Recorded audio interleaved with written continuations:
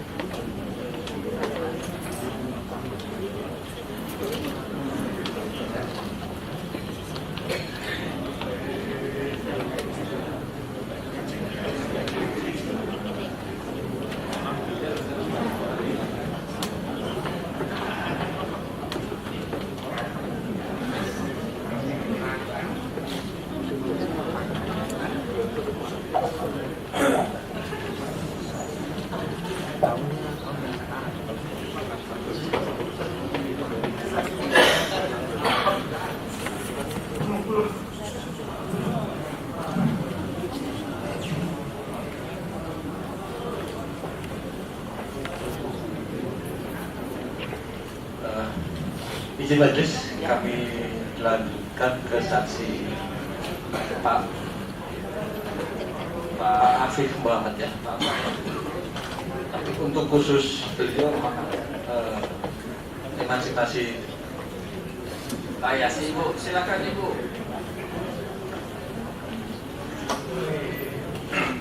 Baik, terima kasih. Bukannya sih Ibu. Dia ngasih lagi, dia ngasih lagi.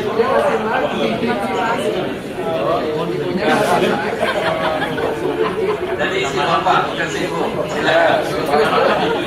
Baik. Pak Afif, saudara saksi saya panggilnya. Jadi Pak Afif ini keponakan Kiai Antabik Ali ya? Iya. Dari kakaknya Pak Antabik atau dari Adik perempuan. Dari adik perempuannya Kiai Antabik Ali. Jadi dari awal pendidikan di pesantren Kerapian atau gimana? Iya betul, saya lahir belajar sampai dewasa di Kerapian. Oke. Jadi mengalami masa Kiai Ali Maksum juga ya. Iya. Sepeninggal Kiai Ali Maksum yang memimpin Kerapiak itu siapa? Untuk pengelolaan pesantren itu dipimpin oleh Pak Habib Oh, bersama adik-adik beliau. bersama adik-adik beliau. Terus kalau Pak Afif mengalami zaman Kiai Ali Maksum, pasca wafatnya Kiai Ali Maksum, kemudian dipimpin Kiai Adabib, apa saja perkembangan pesantren yang Pak Afif alami, mulai dari pembangunannya, kemudian pendirian, mohon dijelaskan. Ya baik. Pengembangan atau sepeninggal Mbah Kiai Ali Maksum itu kemudian didirikan yayasan itu, di mana ada beberapa pesantren yang bergabung atau kemudian mengembangkan yang dipimpin oleh Pak Kiai. Pengembangan baik lembaga ataupun pengembangan lahan, karena semakin lama juga santri semakin banyak. Ada berapa jumlah santri? Ajak sekitar 1.200 sampai sekarang ini. Santri yang kita kelola 1.200 lebih. Pasti tinggal setiap hari di pesantren. Itu yang tinggal ya. Ada lagi yang diniah katanya? Iya, itu belum lagi yang santri-santri kalong, jadi keluar masuk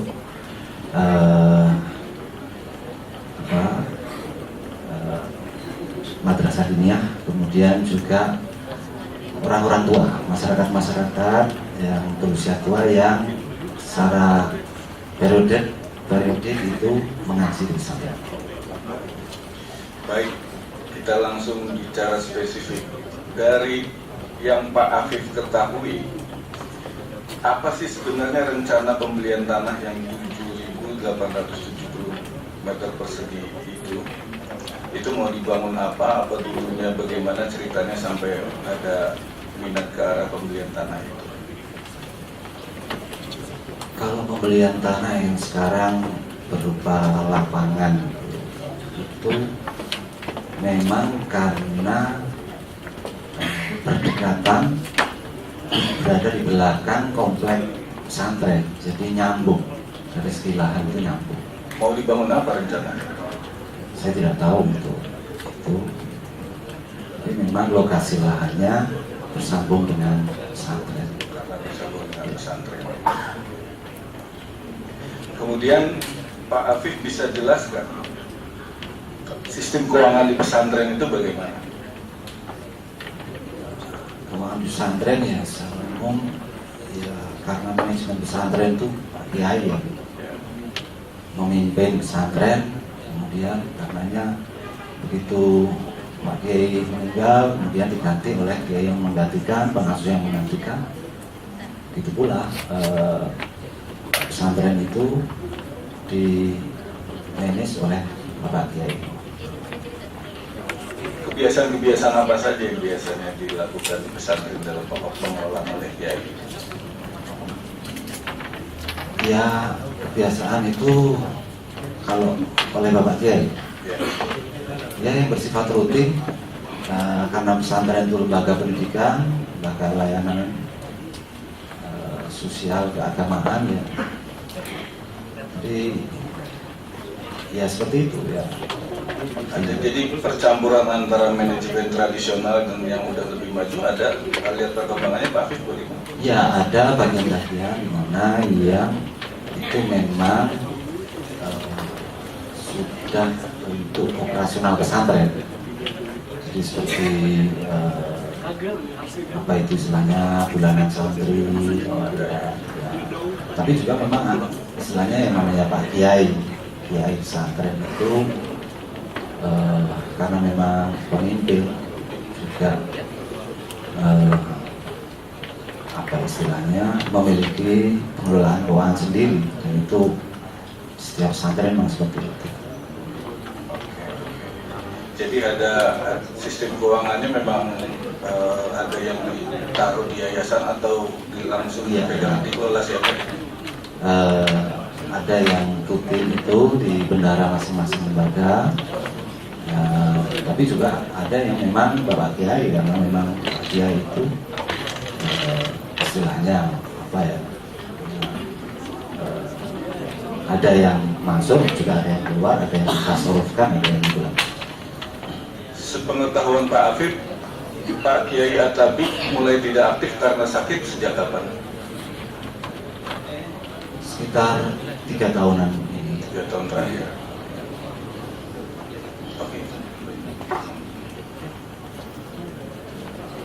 Terima kasih. Pengetahuan saksi, pesantren Krapia itu didirikan tahun berapa? Kalau pesantren Krapia dari awalnya tahun 1911. 1911. Ya, kemudian mengalami generasi-generasi yang sekarang diasuh oleh Kiai Atabik ini generasi ketiga sudah. Jadi kakek beliau dari jalur itu ya pertama kali memimpin pesantren Krapia. Sepengetahuan Pak Afif, seorang Kiai Atabik ini sehari-harinya itu memang apakah sering ada tamu, maksudnya entah tamu pejabat atau tamu siapa? Kalau pejabat tidak setiap hari, tapi bahwa yang namanya kiai itu pesantren kami, pesantren Krapia itu pesantren apa istilahnya, pesantren tua senior. Kemudian juga santrinya banyak, kemudian alumninya juga banyak. Jadi karena itu tamu-tamu baik pribadi ataupun rombongan kunjungan itu sering. Kalau pejabat memang tidak setiap hari, cuma sering sekali ada tamu ya. Ya namanya pengasuh itu diantaranya menerima tamu. Menerima tamu ya. Kemudian apakah Pak Kiai Atabik sepengetahuan Pak Afif, apakah juga sering tamu-tamu itu memberikan sumbangan untuk pengembangan pesantren atau untuk Pak Atabik sendiri gitu? Oh iya, itu sudah tradisi di pesantren gitu namanya. Dimanapun di pesantren di Indonesia, kalau ada tamu itu ya bawa sesuatu, entah itu jajanan atau istilahnya salam tempel gitu. Salam tempel itu istilahnya ya membawa sumbangan baik untuk pesantren atau Pak Kiai itu sendiri. Tamu-tamu juga dari berbagai kalangan, bahkan kadang ada dari luar negeri, kadang dari pejabat pemerintah tingkat nasional. Dan sepengetahuan saksi juga, apakah saudara saksi tadi kan ditanya tentang pembelian tanah yang 7.000 meter itu ya, apakah saudara saksi tahu bagaimana cara pembayaran yang dilakukan oleh Pak Kiai Atabik saat itu? Ya, tidak tahu. Tidak tahu ya. Apakah saudara saksi tahu Pak Kiai Atabik itu suka menyimpan dolar gitu? Saya tidak tahu. Tidak tahu ya.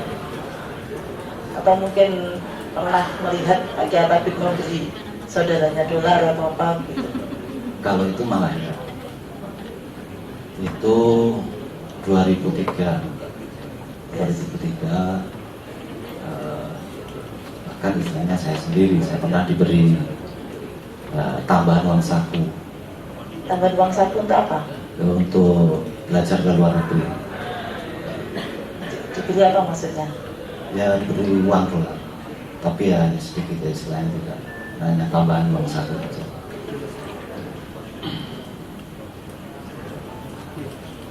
Tambah sedikit untuk Pak Jul ya, yang dari Menara Kudus. Pak, karena kami perlu informasi yang disampaikan lagi tadi secara tertulis terkait masalah jumlah penjualan, harga dan hasil. Kami mohon berkenan nanti ada surat tertulis yang ditujukan kepada kami, akan kami gunakan dalam bagian pemilihan kami. Apakah berkenan? Ya. Kemudian untuk Ibu Jila ya, terkait dengan jumlah kamus yang dicetak di mesin Ibu, apakah itu dicatat di tempat Ibu? Tidak, karena sistem kami yaitu tadi setiap minggu kami kasbon. Bukan kok jumlah kamusnya itu yang di finishing itu apakah ada catatannya produksinya? Dulu ada, tapi karena tahun 2006 kan ada gempa, kebetulan rumah kami hancur. Oh.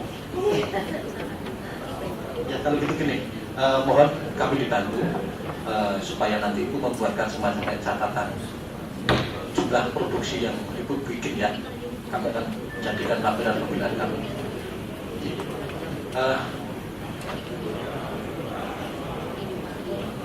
Di majelis selanjutnya untuk saksi Pak Karel akan ditanyakan oleh Pak Anas langsung. Silakan kepada terdakwa untuk saksi-saksi.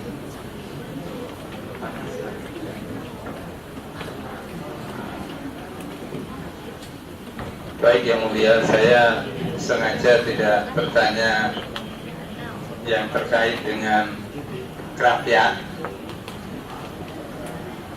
takut kualat Yang Mulia.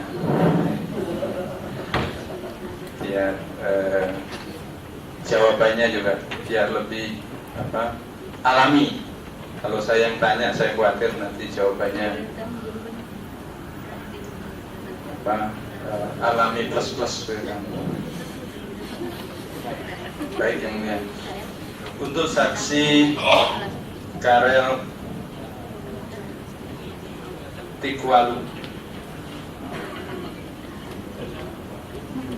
saudara saksi, kalau saudara saksi bisa menjelaskan kapan saudara saksi kenal dengan saya? Ya, saat saya juga bergabung di Partai Demokrat tahun 2005. Jadi saya kenal Mas Anas. Tahun pertama itu tahun 98, waktu Mas Anas sering muncul di TV ya. Ketika reformasi mulai awal terjadi, timbul ya simpati saya dengan gaya cara wawancara ketika itu di televisi. Nah, tahun 2005 saya bisa ketemu sama Mas Anas. Nah, disitulah kita berkenalan pertama. Pada saat itu periode kepengurusan Partai Demokrat dipimpin oleh siapa? Oleh Pak Hadi Utomo. Oleh Pak Hadi Utomo. Saudara saksi waktu itu pengurus di bidang apa? Di bidang hubungan luar negeri. Hubungan luar negeri. Setahu saudara saksi kalau saya pengurus di bidang apa? Di bidang politik. Politik ya. Baik. Saudara saksi, ini terkait dengan Kongres 2010. Maka saudara saksi pada Kongres 2010 juga terlibat sebagai bagian dari relawan saya. Ya, malah saya kan ketika menjelang Kongres ya, kalau nggak salah beberapa bulan sebelum Kongres kan pernah juga ketemu sama Mas Anas, mungkin lupa ya. Ketika itu di Hotel Crown ya waktu itu, papasan. Saya sempat bilangkan, Mas maju nggak ke Kongres? Mas cuma senyum aja. Saya bilang majulah, nanti kita dukung lah gitu. Itu ketika itu. Nah terus kemudian saya sempat ketemu sama Pak Mubarok ya, ngomong itu juga. Pak Mubarok sempat bilang, kok kamu sama saya katanya. Itu yang terjadi. Jadi memang ya kita berharap ketika itu Mas Anas mau maju itu. Baik, saudara saksi ketika Kongres Partai Demokrat 2010 sebagai bagian dari relawan. Seingat saudara saksi itu bagian penggalangannya di daerah mana? karena ketika di zamannya Hadi Utomo sebagai ketua umum, saya memang ditunjuk sebagai Korwil Kalimantan Tengah. Jadi ketika itu memang DPC-nya semua saya kenal, saya tahu. Jadi saya memang konsentrasi ke sana, sampai membantu teman yang di Kalimantan Barat.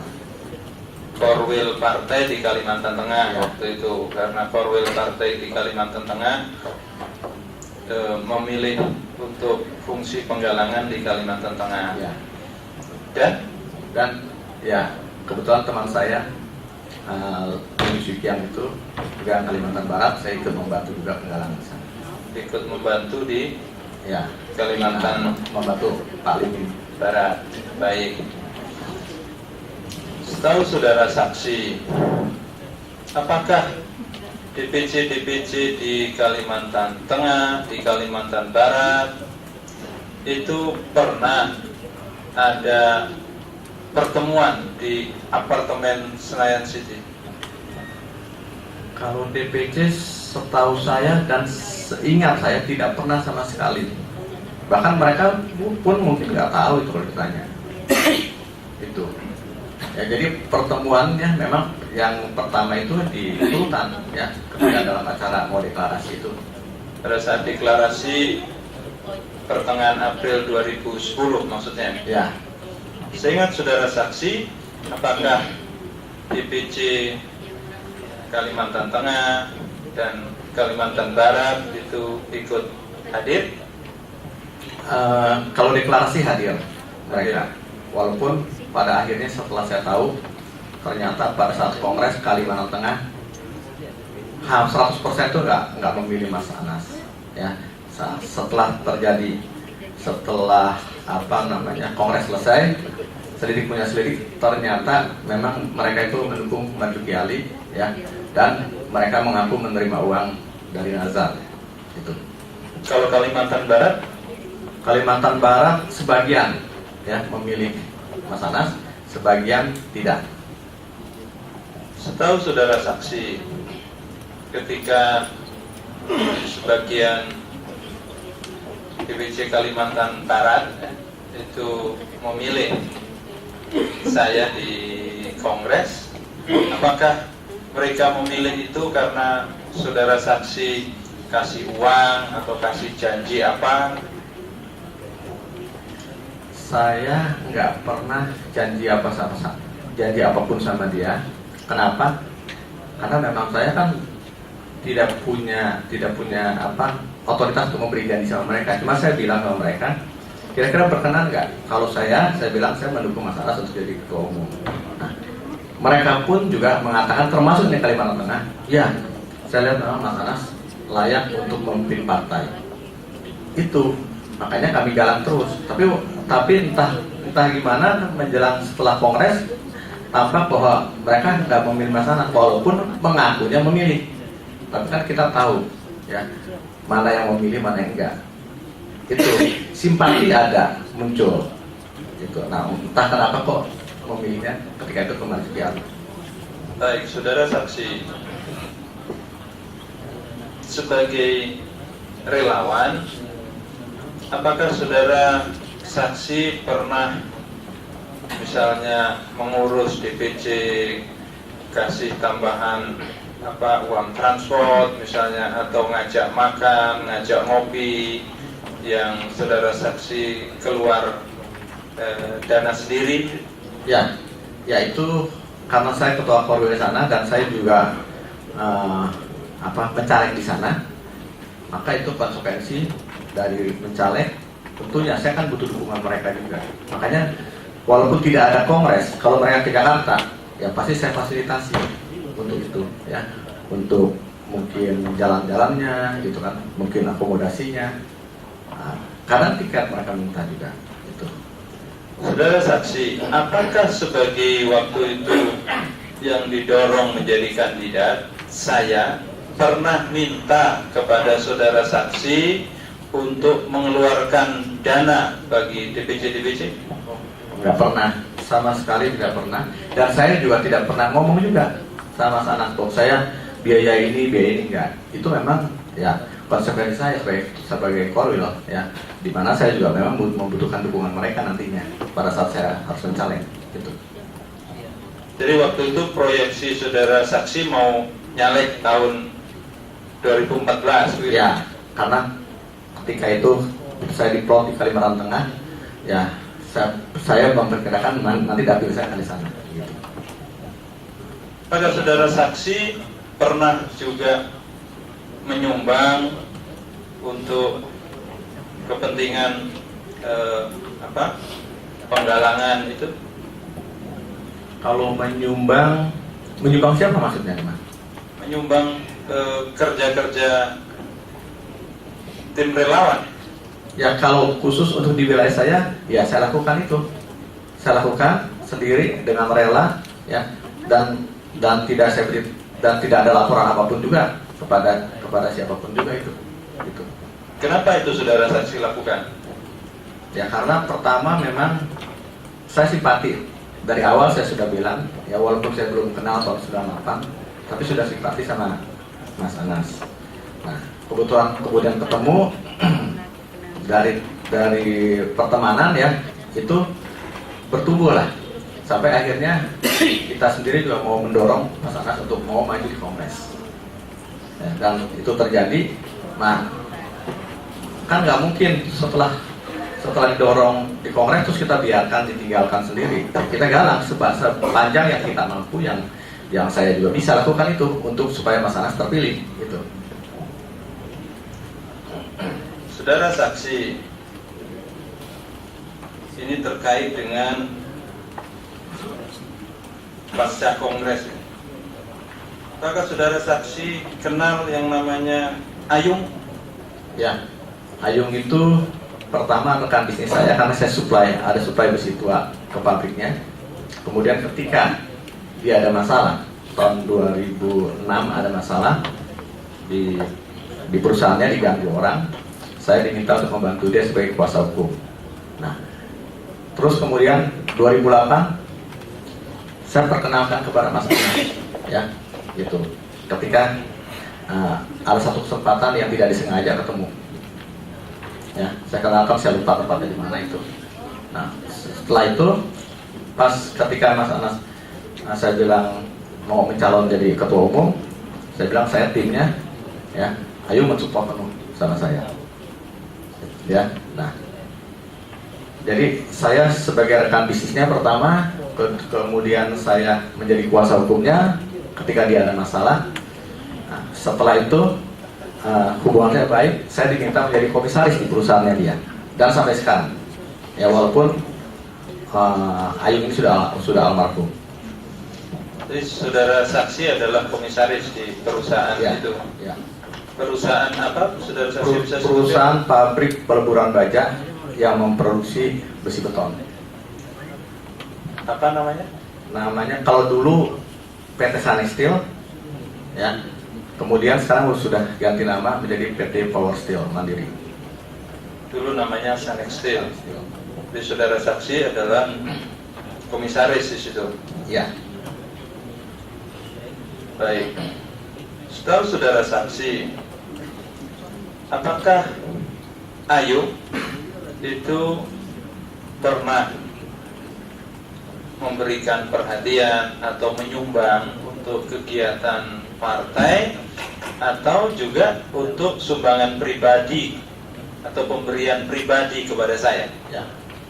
Ayung ini sebetulnya bukan orang politik, tapi ketika saya bilang saya mendukung Mas Anas, ya kan sempat kenal tahun 2008 itu, saya bilang saya mendukung Mas Anas, dia mensupport.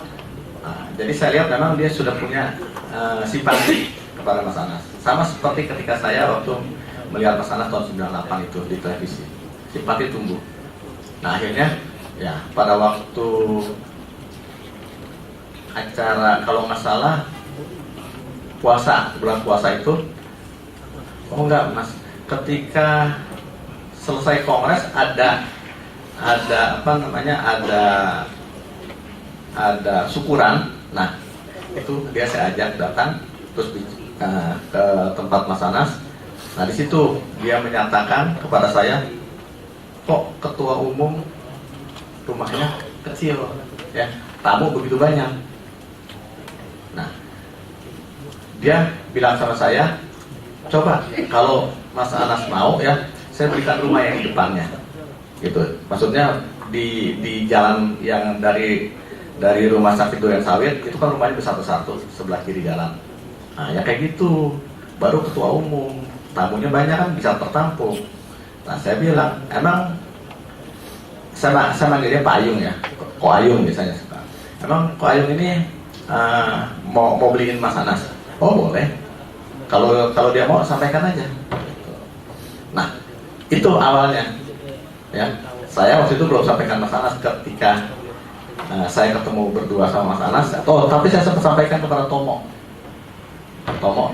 ini Ayung kayaknya simpati sama Mas Anas nih. Dia mau beliin, tolong sampaikan sama Mas Anas deh. Mas Anas tinggal pindah aja rumahnya, tinggal pilih di depan kalau ada yang mau jual. Nah, itu pernah tercetus. Itu simpati dia. Gitu. Terus saya tanya lagi, benar serius nggak? Nggak serius saya ngomong, malu-maluin lagi kan. Loh, saya pernah bohong nggak sama kamu? Dia bilang. Itu. Nah, terus saya tanya, apa sih untungnya kalau beliin Mas Anas?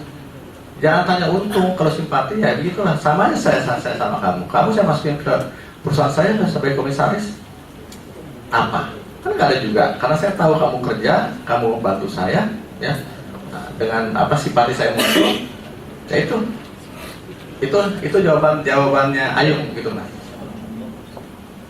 Baik, saudara saksi, apakah setelah itu Saudara Ayung ini hadir di persidangan ini karena Saudara Tomo menyampaikan, Saudara Rahmat Rusdan juga menyampaikan terkait dengan pembelian tanah di depan rumah saya itu, waktu itu tanah dan rumah kemudian direnovasi yang kemudian jadi markas untuk kumpul-kumpul ya.